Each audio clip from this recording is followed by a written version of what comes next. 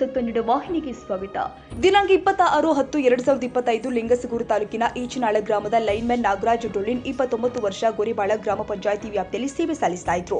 ವಿದ್ಯುತ್ ತೊಂದರೆ ಸರಿಪಡಿಸುವ ವೇಳೆ ಘಟನೆ ಲಿಂಗಸಗೂರು ತಾಲೂಕಿನ ಗೋರೆಬಾಳ ಗ್ರಾಮದಲ್ಲಿ ಭಾನುವಾರ ಸಂಜೆ 6 ಗಂಟೆ ಸುಮಾರಿಗೆ ತಂತಿ ತಗುಲಿ ಕುಸಿದು ಬಿದ್ದಿದ್ದರಿಂದ ಅವರನ್ನ ತಾಲೂಕು ಸರ್ಕಾರಿ ಆಸ್ಪತ್ರೆಗೆ ದಾಖಲು ಮಾಡಿದ್ದಾರೆ.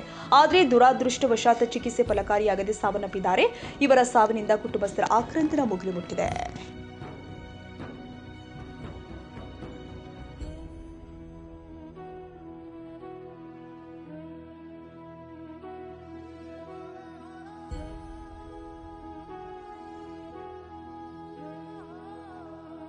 ತಾಜಾ ಸುದ್ದಿಗಾಗಿ ಎಂಟಿವಿ ನ್ಯೂಸ್ 24x7ಗೆ ಸಬ್ಸ್ಕ್ರೈಬ್ ಮಾಡಿ ಮತ್ತು ಬೆಲ್ ಐಕಾನ್ ಅನ್ನು ಒತ್ತಿ. ತಪ್ಪದೇ ಲಿಂಕ್ ಶೇರ್ ಮಾಡಿ.